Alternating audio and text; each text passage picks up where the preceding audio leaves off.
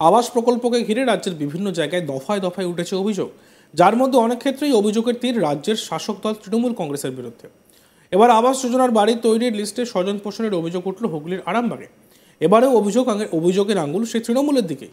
অভিযোগ, ঝাঁ চকচক পাকা দোতলা বাড়ি থাকা সত্ত্বেও গরিবদের আবাস যোজনার তালিকায় নাম রয়েছে তৃণমূল পঞ্চায়েত প্রধানের ঘনিষ্ঠদের। অন্যদিকে তালিকায় নাম ওঠার ক্ষেত্রে বঞ্চিত হয়েছেন প্রকৃত গরিবরা। আর এই অভিযোগকে কেন্দ্র করেই তোলপাড় হয়ে গিয়েছে গোটা এলাকা।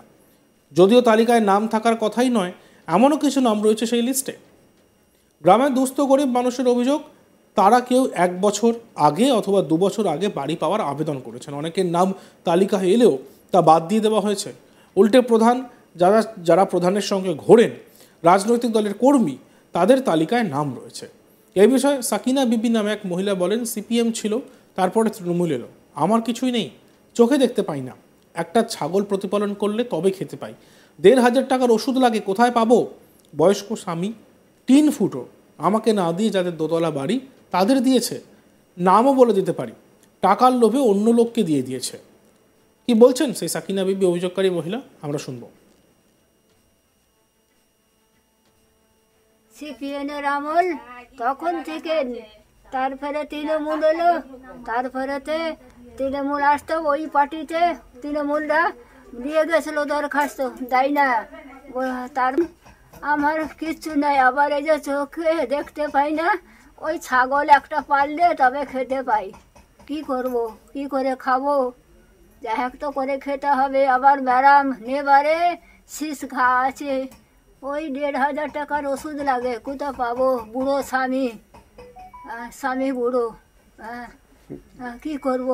ওই তাও টাকা পয়সা দেয় না, এখনো 65 বছর বয়স হয়ে গেছে, এখনো বেকার ভাতারে পয়সা দেয়নি। এই নিজেরা এর মধ্যেই এই যে সব চাল ডাল আর ওই রেঁধে ওইখানে হাঁড়ি কুড়ি তুলে দিই, আর ওই মাছ গেলে এই দুটো এর ঘরে ওর ঘরে খাই। আর এবারে ডাক্তারি খরচাগুলো তো করতে হবে, ওই ছাগল পেলে দুটো একটা ছাগল আছে পেলে ওই করি, কি করব বাপ? মটকা টিন দিয়ে জল পড়ে তো, মটকা টিন ফুটো আছে, দেখাবো? আরবারে আমাকে না দিয়ে যাদের 2 তলা বিল্ডিং নামও বলে দিতে পারি, সেইটা তাকে দিয়েছে, কিন্তু আমাকে দেয়নি, গো। হ্যাঁ, আমার নামে বেরিয়েছিল, দেয়নি, সেটা আবার টাকার লোভে অন্য লোককে দিয়ে দিয়েছে। হ্যাঁ।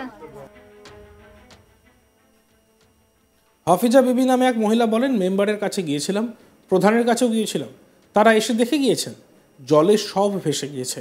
লোকের গোয়াল ঘরে ছিলাম, আমাদের নাম আসেনি। যাদের 2তলা 3তলা বাড়ি তাদের দিয়েছে, একটা ট্রিপল পর্যন্ত পাওয়ার আশা নেই। কি বলছেন হাফিজা বিবি, শুনে নি।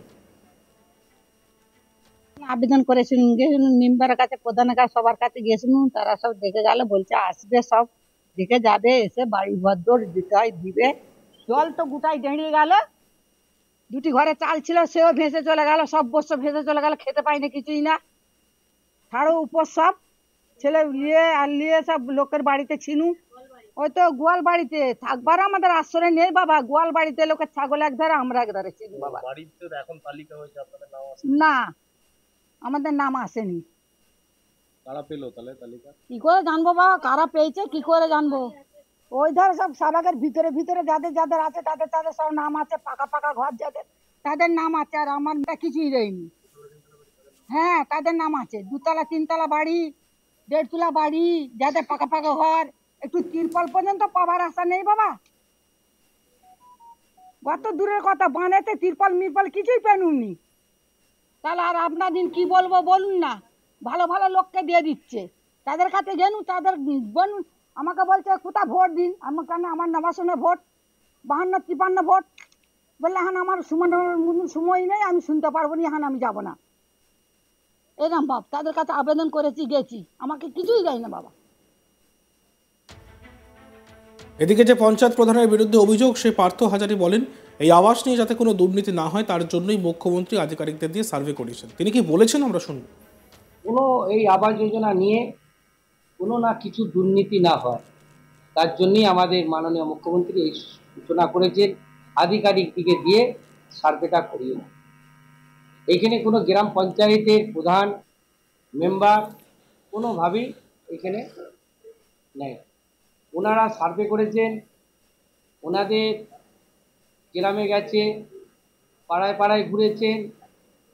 আমরা সহযোগিতা, যেটা আমাকে ভিডিও থেকে বলেছিলেন সহযোগিতা করতে, আমি সহযোগিতার দিক দিয়ে আমি ওনাদিকে খাওয়াবার ব্যবস্থা রেখেছিলাম আমার পঞ্চায়েতে, আমি সমস্ত কিছু করেছি। কিন্তু সার্ভেটা ওনারা করেছে, কোনোদিন আমাদেরকে এসে জিজ্ঞেস পর্যন্ত করে না যে প্রধান সাহেব এই সার্ভে করলাম, এই বাড়িটা এই আছে ওই আছে, আর আমরা জিজ্ঞেসও করি না। কেন? এর মধ্যে আমরা থাকতেই চাইছি না।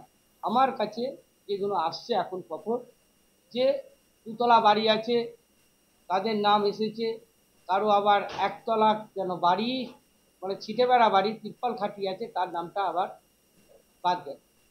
আমাদের কালকে গ্রাম সভা হয়েছে, বিশেষ সভা। সেই গ্রাম সভায় আমাদের রেজুলেশন হয়েছে। সেই গ্রাম সভায় রেজুলেশনে আমরা বিডিও সাহেবকে আমরা জেনেছি, আমার পঞ্চায়েত সমিতির সভাপতিকেও জেনেছি। এই রেজুলেশনে কারা অযোগ্য আর কারা যোগ্য, যদি কোনো অসুবিধের মধ্যে থাকে, এই রেজুলেশনে তারা যেন এসে লিখে যায় যে আমার বাড়িটা অযোগ্য করেছে, তাতে যোগ্য যাতে আমি হই, আবার পুনরায় সার্ভে হোক। এইগুলো আমার কাজ পঞ্চায়েতে আমরা রেজুলেশনের মাধ্যম দিয়ে আমরা পাঠাচ্ছি। অন্যদিকে পঞ্চায়েত সমিতির সভাপতি শিশির সরকার কি বলছেন শুনব।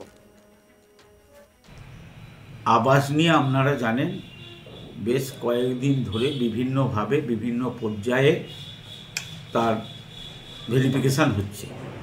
সেই ভেরিফিকেশানে কিছু কিছু যাদের ঘর প্রকৃত ঘর আছে বাদ গেছে, সেইগুলো এই যে গ্রামসভা হচ্ছে আবাস নিয়ে, সেই গ্রামসভাতে রেজুলেশনে তুলতে বলেছেন।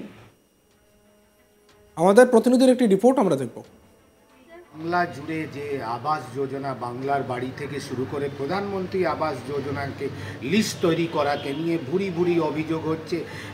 সাধারণ মানুষ অভিযোগ করছে যারা যোগ্য প্রাপক তাদের লিস্টে নাম নেই, কিন্তু যারা অযোগ্য আছে তাদের লিস্টে নাম আছে।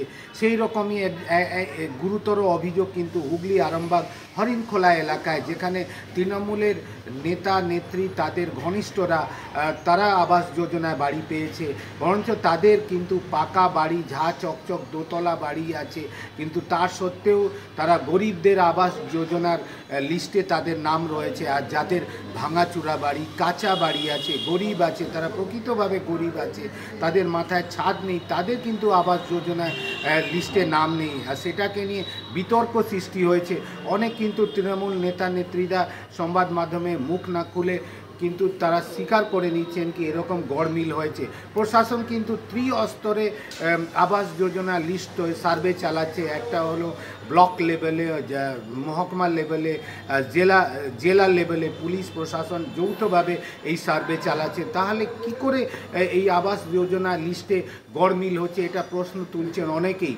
তাহলে কি একদিকে তৃণমূলের বিরুদ্ধে স্বজন পোষণে অভিযোগ, অন্যদিকে পুলিশ প্রশাসন বিরুদ্ধে কিন্তু তৃণমূল নেতার হয়ে কাজ করার গুরুতর অভিযোগ উঠছে। যে একদিকে রাজ্যের মুখ্যমন্ত্রী মমতা ব্যানার্জি বলেছেন যে কোনোভাবে যারা যোগ্য প্রাপক আছে তাদেরকেই লিস্টে নাম তুলতে হবে, কোনো রকম স্বজন পোষণ চলবে না। তো কোন সাহসে তৃণমূল নেতারা স্বজন পোষণ করছেন, বা কোন সাহসে পুলিশ প্রশাসনের লোকেরা যারা অযোগ্য প্রাপক আছে তাদের নাম তুলে দিচ্ছেন, আর যারা যোগ্য আছে তাদেরকে বঞ্চিত করছেন, সেটা আগামী দিনে দেখার কথা আছে। কি পুনরায় কি রাজ্যের মুখ্যমন্ত্রী বা পুলিশ প্রশাসন শীর্ষ কর্তারা এই ব্যাপারে কড়া পদক্ষেপ নেবেন। দেখুন আজ তাক বাংলা সাবস্ক্রাইব করুন।